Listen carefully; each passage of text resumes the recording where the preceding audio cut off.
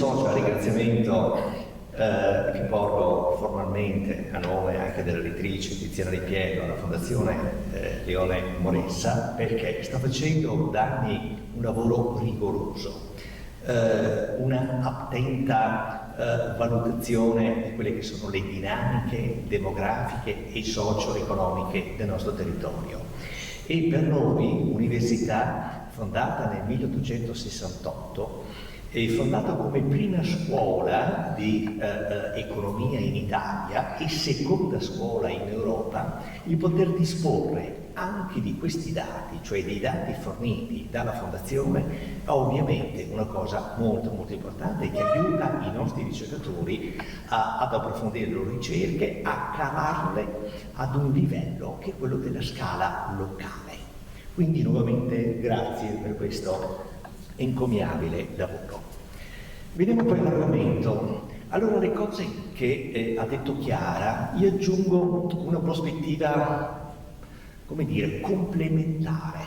La prendo un po' alla distanza, dicendo che già nel XVIII secolo, e quindi nel 1700, la città di Venezia aveva più di 200.000 abitanti.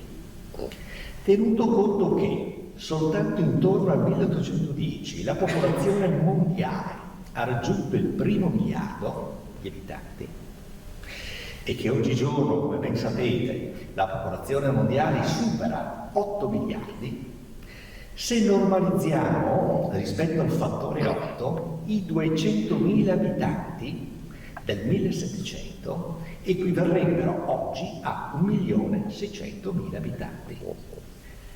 E questo per dire innanzitutto che Venezia ha una grande dimestichezza con la dimensione di capitale. Quindi fino al XVIII secolo Venezia è stata una capitale demografica, una capitale socio-economica, una capitale culturale.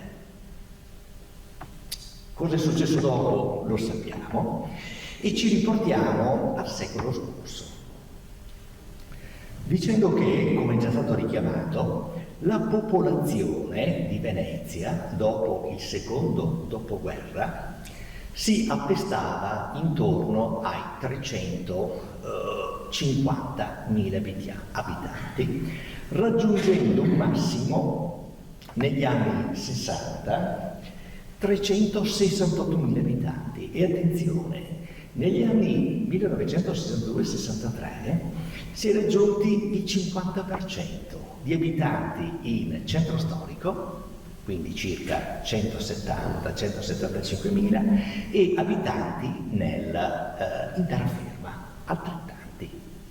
Dopodiché, come ben noto, si arriva agli attuali 50.000 centro storico e centri insulari e il resto invece 200.000 in terraferma. Questo per dire un'altra cosa, e cioè che l'effetto Porto Marghera ha fatto di Venezia, negli anni 50 e 60, una capitale delle produzioni. Una capitale, nuovamente il concetto di capitale, delle produzioni, con un numero complessivo di addetti ai lavori, tra lavoratori diretti e indotto, di circa 38.000 lavoratori. Quindi nuovamente capitale. Di tutte queste capitali cosa ci rimane oggigiorno? La capitale culturale. Quindi Venezia è ancora una capitale culturale. Perché? Perché l'offerta di Venezia, l'offerta annuale, sotto forma di eventi di grande prestigio, dalla Biennale al Festival del Cinema, ma anche sotto forma di produzioni, un po' meno, ma insomma ci sono anche le produzioni, eccetera, eccetera. È un'offerta tipica di una città da circa 1.200.000 abitanti. E qui però veniamo, consentitemi, come dire, l'aspetto complementare a quello di Chiara, ovvero, come noto, è entrato in gioco, soprattutto nel secondo dopoguerra, ma si è intensificato negli anni 60, 70 fino ad oggi, il turismo. Attenzione, perché a questo punto quanti turisti? Allora, con riferimento al picco, che ancora basta per essere raggiunto e superato, che è ancora del 2019, quindi pre-Covid, e indica in circa 36 milioni i visitatori di Venezia. A questo punto, se moltiplichiamo i 36 milioni per la permanenza media a Venezia, quindi i cosiddetti pernottamenti, arriviamo ad un numero che è almeno 60-70 mila abitanti, il che a questo punto ci permette di fare una considerazione aggiuntiva a quella di Chiara.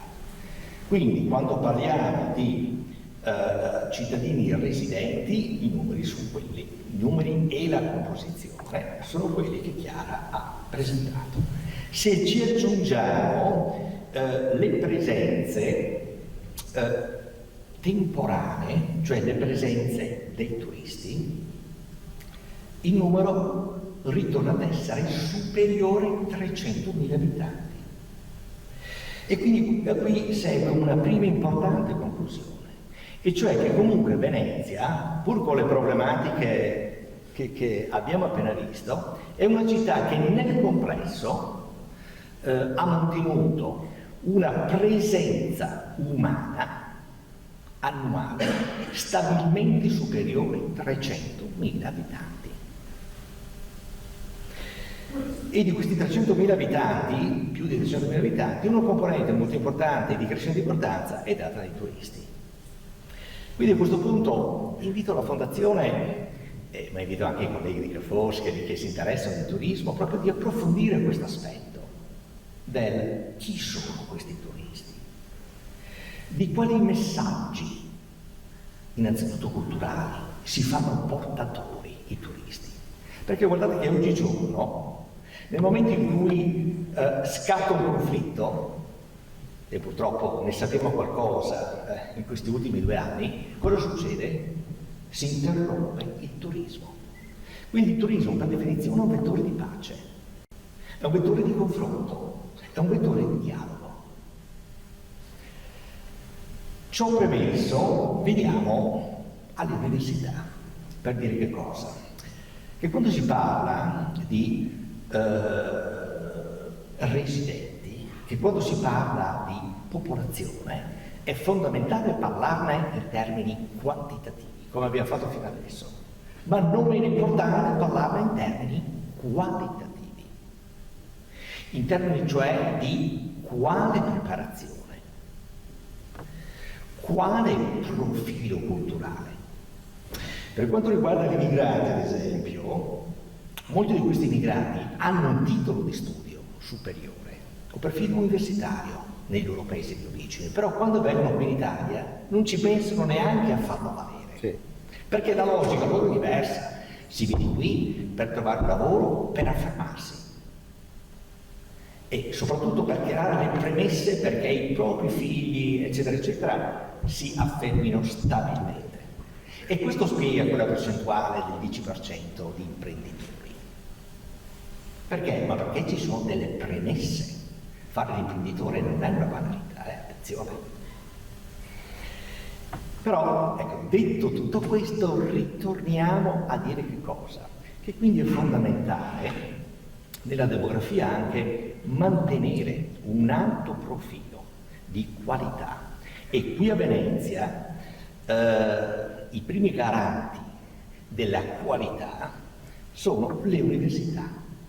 L'Università Ca' Foscari, 23.000 studenti, l'Università IUAV, circa 4.500 studenti. Quindi nel complesso tra i 27 e i 28.000 studenti. E ricordiamoci che, perché sono importanti le università? Ma perché innanzitutto esprimono le classi dirigenti. Le classi dirigenti nella loro maggioranza sono l'espressione del territorio.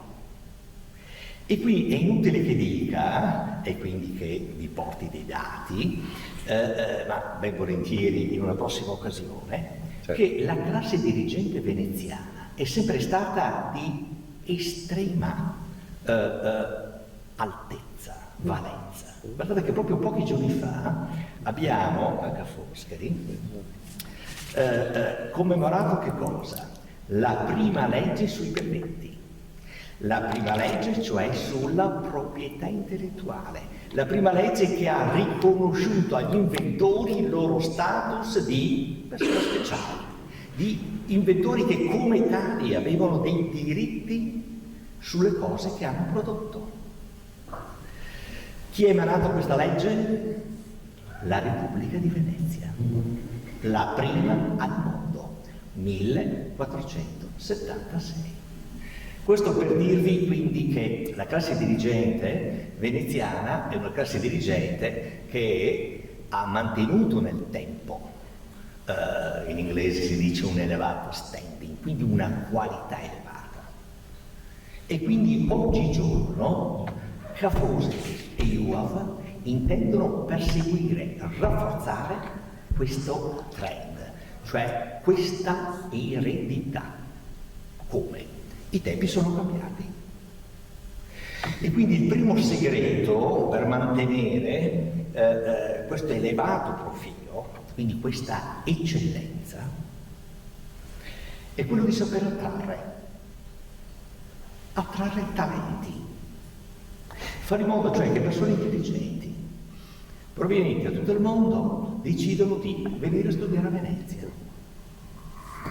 Trovino lo studiare a Venezia una bella esperienza, un'esperienza che noi diciamo un po' trasformativa, un'esperienza che ispira, un'esperienza supportata dalla qualità del sapere che apprendono. Quindi per fare questo occorre essere oggigiorno atenei altamente internazionalizzati. E questo è tanto più vero in quanto, come è noto, già ci troviamo nel cosiddetto inverno demografico. Quindi a questo punto, anche quindi per quanto riguarda la formazione, le classi dirigenti, gli studenti, dobbiamo assolutamente guardare al di fuori dei confini patri, ma al di fuori dell'Europa soprattutto, perché il problema dell'Italia è anche un problema comune alla stragrande maggioranza dei paesi europei. Quindi anche se è più accentuato in Italia, ma l'inverno demografico interessa più o meno tutta Europa. Ecco che a questo punto quindi diventa fondamentale per gli atenei attrarre non solo studenti, ma soprattutto fare studenti talenti, i bravi. Qui non entra nel merito del come, perché il tempo poi è quello che è. Comunque in Italia Ca' Foscari è il primo ateneo normalizzato per il numero di studenti che è il più internazionalizzato, cioè che è più attrattivo rispetto ai talenti, cioè Marie Curie, eccetera, e fra i primi 10 in Europa. Quindi Venezia ha un'eccellenza. Gli atenei veneziani ovviamente stanno andando in questa direzione per mantenere e soprattutto prevenire le conseguenze dell'inverno demografico. E quello che sto dicendo ovviamente si accoppia a quello che Chiara ha appena esposto ed è fondamentale. È inutile dire ovviamente che gli studenti internazionali che vengono a Venezia, che studiano a Ca' Foscari, sono poi studenti che apprendono anche l'italiano, degli studenti che quindi si confrontano e quindi pur provenendo da aree dove ad esempio i valori della democrazia liberale, così come li conosciamo, non sono particolarmente sviluppati, ciò di meno il fatto di studiare a Venezia, di studiare a Ca' Foscari, li trasforma, li rende vettori di nuovi valori anche nel loro paese. E questo facilita anche da parte dei nostri imprenditori la capacità poi di penetrare i mercati da dove derivano questi studenti una volta che si sono laureati. Quindi questa è un'opportunità per tutti. E allora veniamo proprio in due parole alle considerazioni conclusive su questo progetto. Venezia Città Campus. Quindi questo progetto che ha come contesto quello che vi ho appena detto. Come affrontare questa sfida? Allora, questo vale per l'università di studenti, ma vale ovviamente per qualsiasi altro gruppo di immigrazione, di immigrati.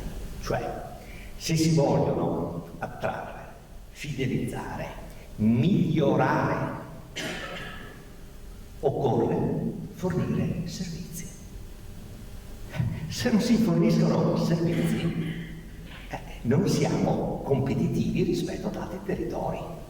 Le persone vengono e poi lasciano, soprattutto i migliori, e vanno altrove. E questo vale per tutti, sapete. Cioè il concetto di eccellenza non vale soltanto per gli studenti laureati, vale per qualsiasi lavoratore di qualsiasi livello. Quindi quali servizi? Beh, ovviamente il primo servizio fondamentale è quello della residenza.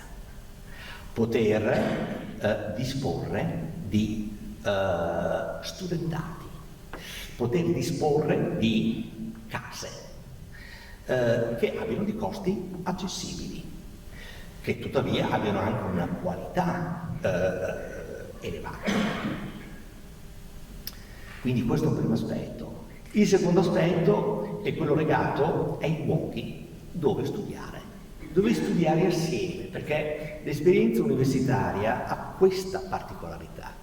Rispetto alla formazione secondaria, liceale, tecnica, eccetera, eccetera, se si vuole fare bene all'università, ci si deve confrontare con gli altri, si deve studiare assieme, si deve fare gruppo, si deve imparare come relazionarsi. Questo è il segreto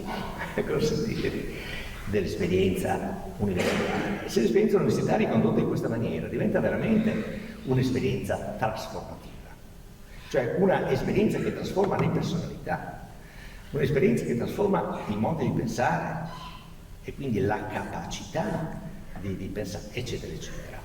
Quindi per fare questo occorre avere degli spazi comuni, degli spazi in cui studiare, degli spazi in cui spendere il tempo libero, degli spazi ovviamente in cui consumare i pasti, eccetera, eccetera. Ed è fondamentale che questo sia disponibile soprattutto dove? Centro storico.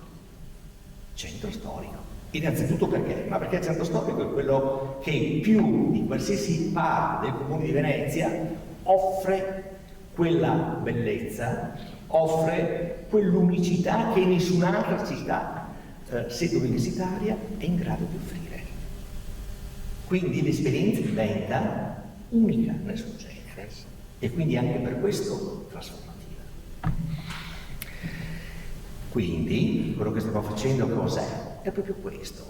Abbiamo firmato nella seconda metà dell'anno scorso, quindi da alcuni mesi, un accordo Ca' Foscari, UAV, Comune di Venezia, ma anche Conservatorio Veneto Marcello, ma anche Accademia delle Belle Arti, proprio per condividere questo progetto, che è un progetto di residenzialità, di studenti ma anche docenti e ricercatori, perché le considerazioni fatte per gli studenti valgono anche per i ricercatori, cioè se noi vogliamo confrontarci col mondo bisogna sapere anche attrarre ricercatori di grande talento che vogliono venire a Venezia, vogliono spendere almeno una parte della loro esperienza professionale a Venezia, eccetera, eccetera. Però tutto questo richiede servizi di qualità. Quindi Venezia Città Campus alla fine vuol dire questo. Ma non basta, in che senso? Nel senso che occorre anche offrire delle cose nuove. Ed è fondamentale oggi, quando si parla di un'offerta formativa nuova, fare riferimento innanzitutto a cosa? A tutto quello che sta emergendo come nuova conoscenza, come nuova necessità di conoscere. Quindi tutto quello che sta dietro alle grandi transizioni. La transizione ecologica, quindi ambientale, cambiamento del clima, eccetera, ma ovviamente tutte le problematiche relative alla trasformazione, quindi alla transizione energetica, alla transizione digitale. Voi capite che tutto questo richiede nuovi saperi.